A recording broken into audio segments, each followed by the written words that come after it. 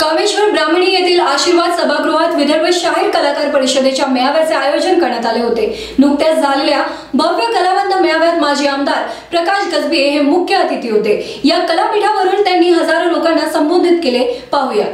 मी तुमच्यामध्ये असतो आणि 5,000 ची मागणी केली असते।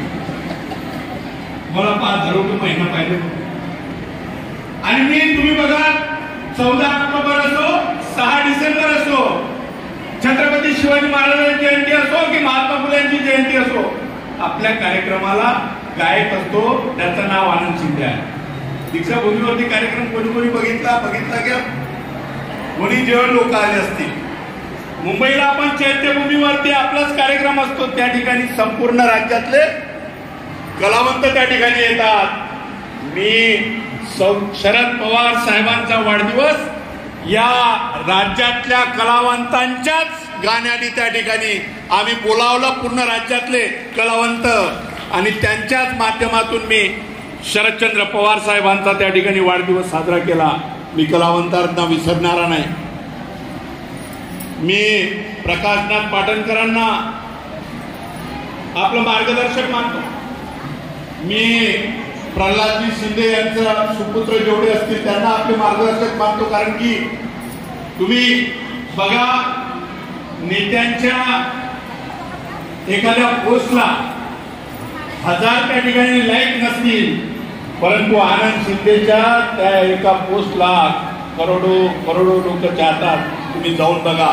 म्हणून या देशातले नेते या देशातले कार्यकर्ते जर कोणी निवडून आणत असेल तर हे तुम्हीच लोक निवडून आणता, तुम्हीच कलावंत निवडून आणता।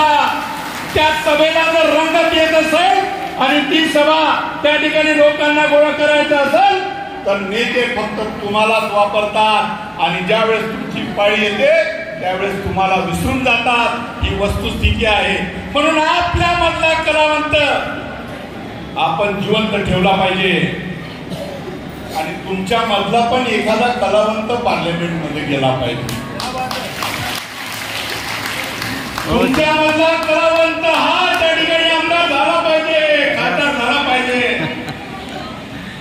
आम्ही कोरोनामध्ये आईची जर डेड बॉडी असली पोरगा हात लावत नव्हता, वडिलांची जर डेड बॉडी असली पोरगा घाटावर जाऊ शकत नव्हता।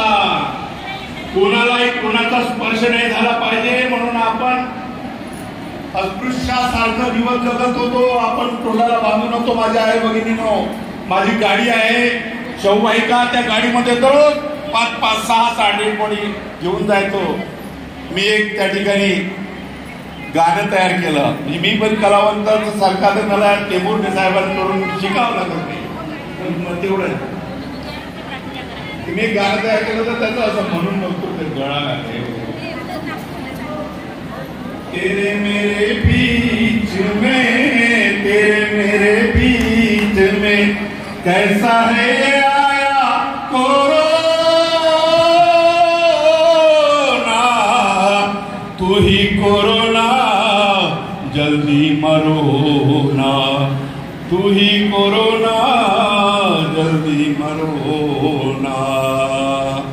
हे शरदराव आए उद्धव जी आए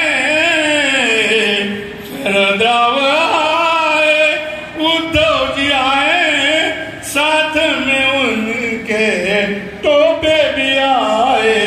आरोग्यमंत्री होते ना त्यावेळेस ते फिरत होते।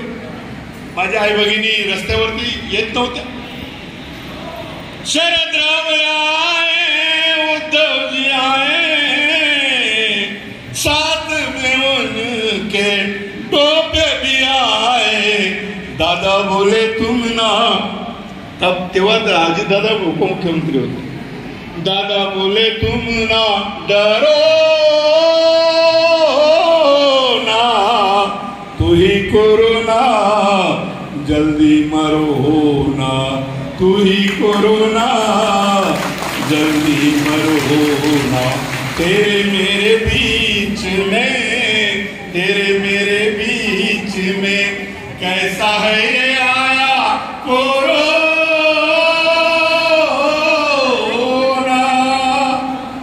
बघा आपल्या मधला कलावंत हा मरत नसतो. अशी माणसं कलावंतावर प्रेम करणारी माणसं आहे.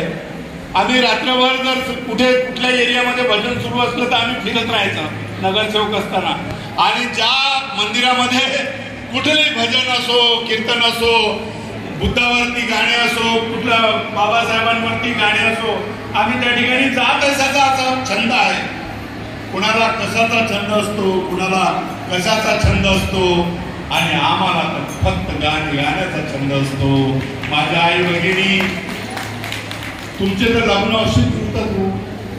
एकदा गाणं कोणाचं ऐकलं आणि आवाज जर चांगला असला तो तिची श्रीमंती पाहत नाही, आणि तो माणूस तिची श्रीमंती पाहत नाही, आणि बाई त्याची श्रीमंत पाहत नाही. मी आपली नागपूरची एक गायिका आहे, तिने तर तबलावाल्याशीच लग्न केलं आणि एवढा सुंदर तबला वाजवतो. हे कलावंताचं नातं फार वेगळं असते. आणि तुम्ही जसे गाताना तुम्हाला वाटतं तुझ्यापेक्षा मी चांगली गायली पाहिजे, ही स्पर्धा आपल्यामध्येच असते आणि त्याच्यामधून चांगले कलावंत निघतात. आणि कलावंत निघून या कलावंत पूर्ण देशाला, राज्याला, एका खेड्यामध्ये एखाद्या गावात मधला जर एखादा टेम्पोनी असला ना, तर निश्चितच त्या ठिकाणी त्या गावाला रंगत येते. त्याच्या नावाने त्याचं गाव मोठं होतो. तुम्ही माझा महाराष्ट्र मोठा केला ना माझ्या आई गाणं गाऊन. म्हणजे देशाच्या पातळीवर त्या ठिकाणी गाणं त्या ठिकाणी म्हणणारी माणसं ही मोठी झाली पाहिजे. मला मनातून वाटते की या कलावंतांना, खऱ्या अर्थांना न्याय मिळाला पाहिजे. 70 नाही तो मरेपर्यंत त्यांना पेन्शन मिळाली पाहिजे. 70 काय